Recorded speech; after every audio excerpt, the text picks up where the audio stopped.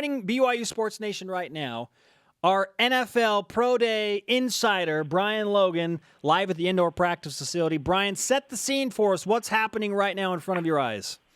Guys are running their 40s right now. This is probably the most important drill of the day. It's all about speed at the next level. So actually watching through the glass right now because it's so very quiet. Guys are just focused. We can guys take it are warming up. I know, right? I had to get out, my big mouth and my loud voice.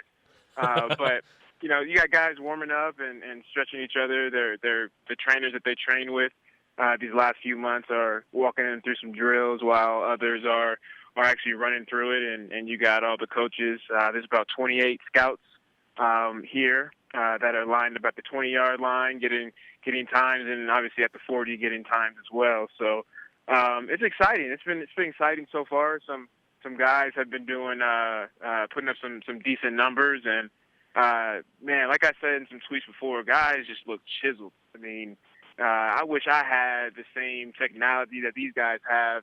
When I was doing my pro day, everybody has a six-pack. Everybody is cut up. Everybody looks like they gained about 10 pounds or dropped about 10, 20 pounds, depending on their alignment or not. So looks good. Guys look good. Who's impressed you the most so far? I'd probably have to say Sky Povey has impressed me so far the most. When you look at the numbers for his vert, 37 inches, which Wow. is the highest. Jordan Leslie had a 36. So that's something you would expect from Jordan. I would like to see a little bit higher, just given his situation. But Sky jumping to 37 is good. He jumped a 10.3 on his broad, which is a decent for him, pretty good for him as well. And then I think he hit about 18 on his bench. So those are decent numbers for Sky, somebody that we would think that's not as explosive as athletic. So he's making a name for himself. Obviously you're going to be tough to get an invite or get a shot for the NFL. But when it comes to some of these other leagues, man, the CFL, arena football, getting some love from those types of leagues, putting itself in a good situation. BYUtv football analyst Brian Logan live at Pro Day at the indoor practice facility here in Provo, Utah, taking in the 17 different players, whether just finished or guys like Wanakavanga and Brian Keel that played a while back that are trying to get back into the NFL. 28 of the 32 teams have scouts there representing their specific franchises. Brian, when you look at the BYU players in front of your eyes, which of the 17 that are competing today and trying out today essentially have the best chance of being drafted? I got to say Alani at this time, he didn't really perform too well during the combine, but this is another opportunity for him to improve and for him to show scouts that, he can play, he is explosive, he is fast, and he's been doing that so far. Increase on his broad, he had a 9.9, and now he jumped today at 9.11. On his bench, he did 18 at the combine, now he did 20 today. So it's really going to come down to his 40. He ran a high 4.7. He can get that down to I think a 4.6. He'll be in a pretty good situation, I think, to get drafted. When you look at his drills and his three-cone and some of the individual drills that he did at the combine and watching that film, he looked really fluid, very quick feet. So that's a guy that's going to be versatile in the NFL. He can play, nickel, as we saw the last few years in his career. He actually got interceptions at that position. So there's a lot of things that the NFL scouts can do. With the line, he gained about 10, 15 pounds, which is a good sign. I was talking to his dad, George, and when he first started, a few years back, and he started at 8, reps on the bench press. So the kid's potential and just his body frame, he's able to put on more weight. I think he probably has the best opportunity to get drafted. Who's your dark horse for a BYU player who might make a roster via free agency? I think Paul will make it, but it's not really a dark horse. I think us as fans and analysts, we know that he's going to have an opportunity. I think it's going to be Devin Mahina. I think he is the one. He came in, dropped 20 pounds. He looks good. Put about 23, 25 on the bench.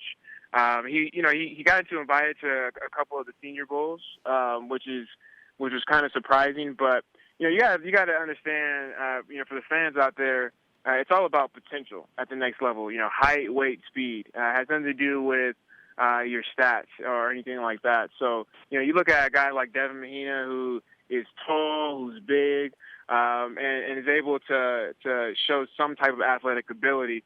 That's a perfect match for the NFL.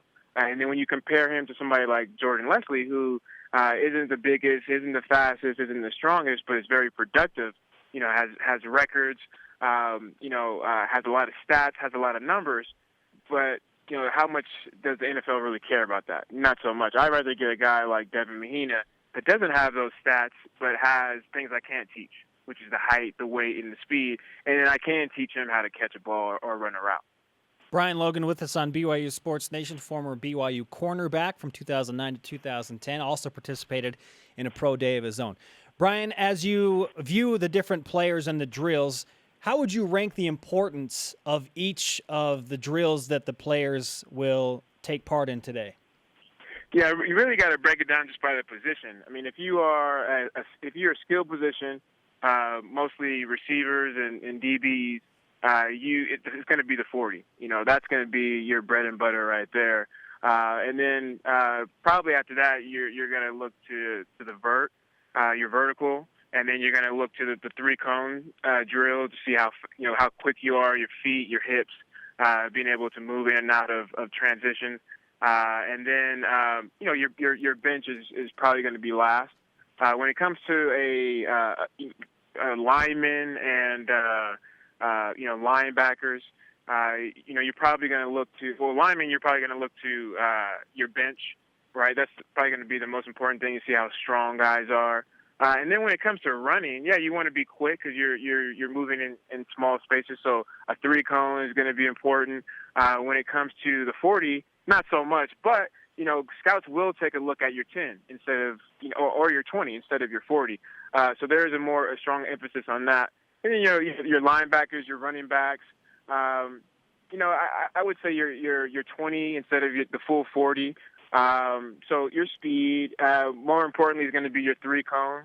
You're being able to move in and out of space and in and out of your breaks, your footwork, and then obviously your bench too. You're gonna you want to see how strong you are. You're going to be up against linebackers are going to be up against linemen, big linemen. And then running backs are going to be up against linebackers that are trying to blitz. So that's how I would rate it.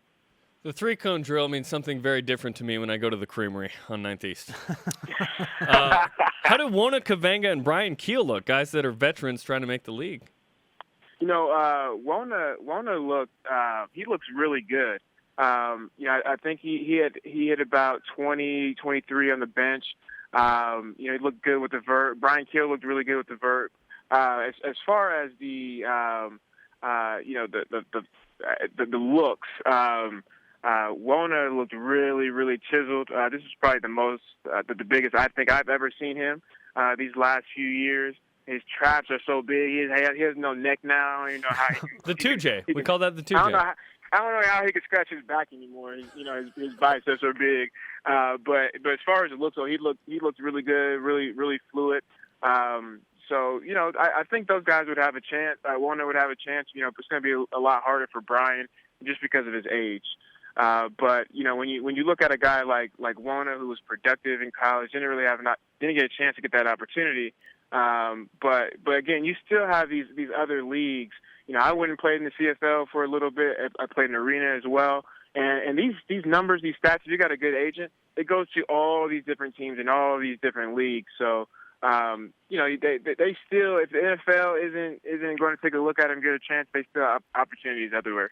Final question for you, Brian. When you look at the current BYU football players, who is the next high-profile draft pick to come out of BYU and make it into the NFL? Yes, next high-profile draft pick. I would love to say Taysom Hill. Just because I'm in love with the guy. Did you just walk back into the IPF? You got quieter. I'm in love. I'm in love with. See, Taysom holds a special place in my heart. So you see you hear the tone change in my voice, right? But I mean, as far as just an athlete, I mean, he has all the intangibles, right? The hard thing with Taysom is just going to be his ability to throw the ball. Being a quarterback, you're analyzed a little bit harder, because of that. But then you look at guys like a guy like Jamal, and Jamal has an opportunity. I mean, he has everything I think that you need at the next level. I actually think he grew. He was laughing, joking with me. He's like, I don't know if you're getting shorter or if I'm getting taller.